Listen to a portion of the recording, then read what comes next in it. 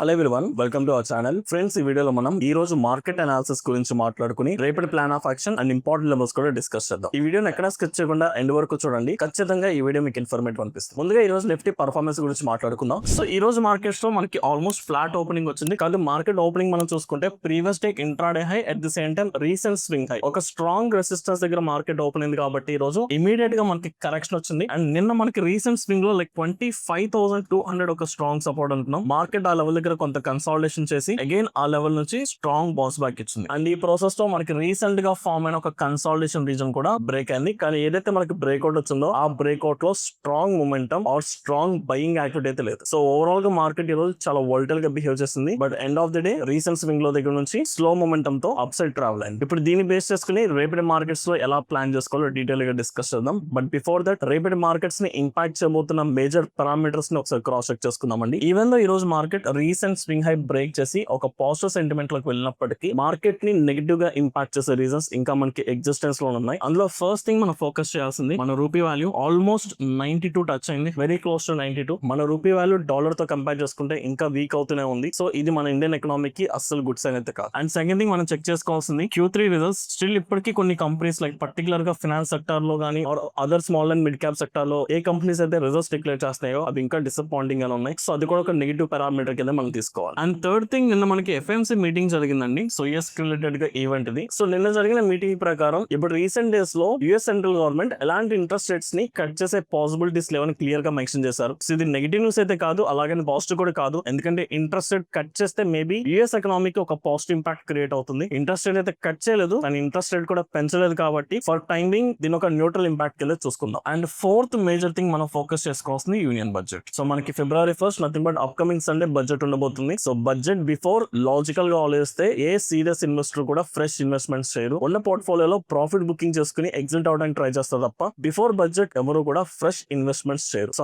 Until or less budget వచ్చేంత వరకు market యొక్క డైరెక్షన్ క్లారిటీ లేదు. కాబట్టి చాలా మంది పీపుల్ న్యూట్రల్ గా ఉంటారు. సో ఇప్పుడు ఈ రీజన్స్ అన్నింటినీ కన్సిడర్ చేసుకుంటే ఈవెన్ దో ఈ రోజు మార్కెట్ కన్సాలిడేషన్ బ్రేక్ చేసి న్యూ హై ఫామ్ అయినప్పటికీ, ఒక మేజర్ స్వింగ్ హై ఆర్ ఒక మేజర్ రెసిస్టెన్స్ బ్రేక్ చేసినప్పటికీ నేను మార్కెట్ లో పర్టికులర్ గా నిఫ్టీలో రేపు అప్ సైడ్ ట్రేడ్ తీసుకోవడానికి అంత కంఫర్టబుల్ గా అయితే లేను. ఈవెన్ రేపు మార్కెట్ లో నేను మోస్ట్లీ న్యూట్రల్ బయాస్ తోనే ట్రేడ్ చేయడానికి ట్రై చేస్తాను. బట్ బిఫోర్ దట్ ఒకసారి ఇంపార్టెంట్ లెవెల్స్ చూస్తున్నాం. సో ఈ రోజు ట్రేడింగ్ యాక్టివిటీ బట్టి మనకి రీసెంట్ స్వింగ్ లో 25,200 దగ్గర స్ట్రాంగ్ సపోర్ట్ ఫామ్ అయిపోయింది. అండ్ ఈవెన్ 25,300 దగ్గర కూడా సపోర్ట్ స్ట్రెంత్ అయింది. 25,400 దగ్గర మీరు చూసుకుంటే మీకు both call side and put side equal open interest ఉంది. ఏదైనా ఒక పర్టికులర్ స్ట్రైక్ ప్రైస్ దగ్గర ఈక్వల్ ఓపెన్ ఇంట్రెస్ట్ ఉంటే మార్కెట్ అదే లెవెల్ దగ్గర కన్సాలిడేట్ అవడానికి ఎక్కువ ఛాన్సెస్ ఉంటాయి. ఫాలోడ్ బై 25,500 దగ్గర మీకు రెసిస్టెన్స్ ఉంది, స్ట్రాంగ్ రెసిస్టెన్స్. సో ఇక్కడ మీరు అబ్జర్వ్ చేసుకుంటే ఆప్షన్ చైన్ లో రెగ్యులర్ గా బిల్డ్ అయ్యే వాల్యూమ్స్ తో కంపేర్ చేసుకుంటే రీసెంట్ డేస్ లో వాల్యూమ్స్ తగ్గాయి. And even open interest contracts కూడా రెగ్యులర్ డేస్ లో జరిగేంత వాల్యూమ్స్ ఆర్ రెగ్యులర్ డేస్ లో బిల్డప్ అయ్యే కాంట్రాక్ట్స్ అంత అగ్రెసివ్ గా బిల్డప్ అవ్వట్లేదు. Because of the simple reason most of the people are waiting for the budget. So people participation కొంచెం slight గా తగ్గినట్టు మనకు కనిపిస్తుంది. అట్ ది సేమ్ టైం ఎవరైతే పార్టిసిపేట్ చేస్తున్నారో వాళ్ళు కూడా మార్కెట్ లో ఒక లాంగర్ పొజిషన్స్ తీసుకోవట్లేదు. అంటే ఇమీడియట్ గా మార్కెట్ ప్రైస్ ఎక్కడైతే క్లోజ్ అవుతుందో దానికి నియరెస్ట్ సపోర్ట్, నియరెస్ట్ రెసిస్టెన్స్ ఇక్కడ మీకు ఓపెన్ ఇంట్రెస్ట్ ఎక్కువగా బిల్డప్ చేస్తున్నారంటే చాలా మంది ఒపీనియన్ కూడా మార్కెట్ లో ఇమీడియట్ గా స్ట్రాంగ్ బిగర్ మూమెంట్స్ ఎక్స్పెక్ట్ చేయట్లేదు. మార్కెట్ లో కొంత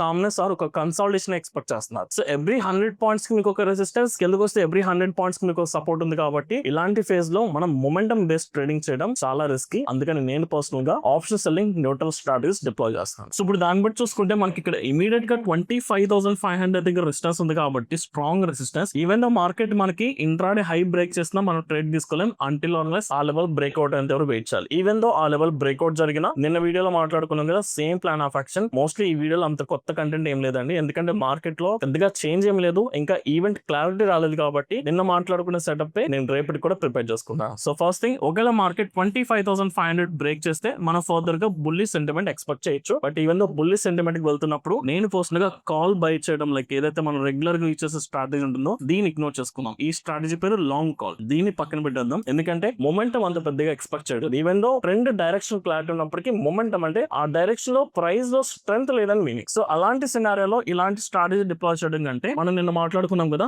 bull put spread. So at the money put option sell చేసుకుని out of the money put option buy చేసుకుంటాను ఎప్పుడు. సో నాకు ఎప్పుడైతే 25,500 లెవెల్ అబౌవ్ బ్రేక్ అయ్యి మార్కెట్ సస్టైన్ అవుతుందో అప్పుడు ఈ న్యూట్రల్ స్ట్రాటజీ డిప్లాయ్ చేసుకుంటాను. ఎందుకంటే మొమెంటం ఎక్స్పెక్ట్ చేయట్లేదు కాబట్టి. ఒకవేళ మార్కెట్ ఇప్పుడు ఏ లెవెల్ అయితే బ్రేక్ చేసి పైన క్లోజ్ అయిందో ఆ లెవెల్ కిందకు వచ్చేస్తే నథింగ్ బట్ 25,400 దగ్గర నుంచి రివర్సల్ జరిగి మార్కెట్ డౌన్ సైడ్ మళ్ళీ బ్యాక్ టు రీజన్ లోకి వచ్చేస్తే ఇక్కడ కూడా చాలా మంది పుట్ ఆప్షన్స్ బై చేస్తారు. దీన్ని మనం లాంగ్ పుట్ అంటాం. సో ఈ స్ట్రాటజీ నేను డిప్లాయ్ చేయట్లేదు. దీని బదులు బేర్ కాల్ స్ప్రెడ్ డిప్లాయ్ చేస్తున్నాను. Nothing but at the money call options cell చేసుకుని దీంతో పాటు hedging out of the money call option ని బై చేస్తున్నాం. ఇప్పుడు మార్కెట్ 25,400 కిందకు వచ్చేస్తే అప్పుడు డౌన్ సైడ్ ట్రేడ్ తీసుకున్నాం కాబట్టి డైరెక్షనల్ ట్రేడింగ్ కాకుండా న్యూట్రల్ హెడ్జింగ్ స్ట్రాటజీ డిప్లాయ్ చేసుకున్నాం. Because of again same logic momentum మనం పెద్దగా ఎక్స్పెక్ట్ చేయట్లేదు. సో ఆన్ దట్ క్రైటీరియా మనం రేపు న్యూట్రల్ నుంచి డైరెక్షనల్ బేసిస్ వెళ్దాం. 25,500 above bull put strategy, 25,400 below bear call spread strategy deploy చేసుకుందాం. So this is my plan of action అండి. So same plan of action Sensex and Bank Nifty. So నిఫ్టీలో మనకి recent resistance breakout జరిగింది కానీ సెన్సెక్స్ ఇంకా breakout రాలేదు. Exact resistance దగ్గరికి వచ్చింది కాబట్టి రేపు సెన్సెక్స్ లో డైరెక్షనల్ ట్రేడింగ్ ఏమైనా తీసుకోవాలనుకుంటే అబౌవ్ 83,000 అబౌవ్ బ్రేక్అవుట్ జరిగి సస్టైన్ అయితే తీసుకుందాం. బట్ అది జరగడానికి పాసిబిలిటీస్ చాలా తక్కువ ఉన్నాయి. ఒకవేళ అబౌవ్ బ్రేక్అవుట్ జరిగిన నిఫ్టీలో బుల్ పుట్ స్ప్రెడ్ ఎలాగైతే డిప్లాయ్ చేస్తామో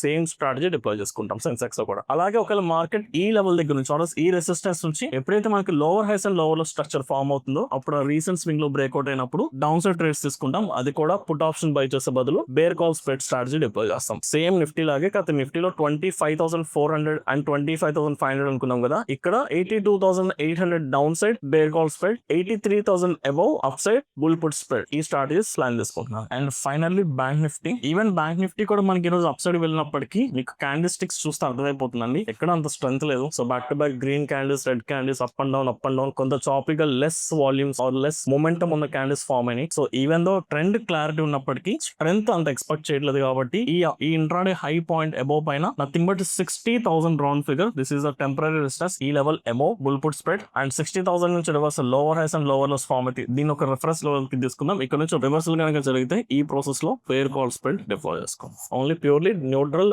హెడ్జింగ్ స్ట్రాటజీస్ ని తీసుకోవడానికి ట్రై చేయాలి. సో ఓవరాల్ గా చూసుకుంటే మనకి బడ్జెట్ కంప్లీట్ అయ్యేంత వరకు మార్కెట్ ఒక డైరెక్షన్ క్లారిటీ రాదు అండ్ బిగ్ ప్లేయర్స్ ఇన్వాల్వ్మెంట్ కూడా అప్పటి వరకు కూడా పెద్దగా ఎక్స్పెక్ట్ చేయట్లేదు కాబట్టి రేపు వీకెండ్ రేపటి మార్కెట్స్ ని వీలైతే అవాయిడ్ చేయడానికి ట్రై చేయండి. బట్ ఈవెన్ ఒకవేళ వెళ్ళాలనుకుంటే నేకెడ్ ఆప్షన్ బయింగ్ కాకుండా హెడ్జింగ్ చేసుకున్న spreads nothing but bull put spread or bear call spread depends upon direction. ఈ స్ట్రాటజీస్ డిప్లాయ్ చేసుకుంటే కొంచెం మనం సేఫ్ ఉండొచ్చు. ప్రాఫిట్ లిమిటెడ్ ఉంటుంది, లాస్ కూడా లిమిటెడ్ ఉంటుంది, right? And at the same time ఈక్విటీలో ఎలాంటి ఫ్రెష్ ఇన్వెస్ట్మెంట్స్ అప్లై చేయాల్సిన అవసరం లేదండి. ఇంకా మనకి ఇంకా జస్ట్ 3 days మాత్రం ఉంది. బడ్జెట్ కంప్లీట్ అయిపోయినాక బేస్డ్ ఆన్ దట్ బడ్జెట్ అప్పుడు మనం sector allocation or stock allocation plan చేసుకుందాం, right? So this is my plan of action. I hope ఈ వీడియో మీకు అర్థమైంది అనుకుంటున్నాను. ఇఫ్ ఇన్ కేస్ ఈ వీడియో కనుక మీకు ఇన్ఫర్మేటివ్ అనిపిస్తే ఈ వీడియోని లైక్ చేసి మీ జెన్యూన్ ఒపీనియన్స్ ని కమెంట్ సెక్షన్ లో మెన్షన్ చేయండి. Thank you.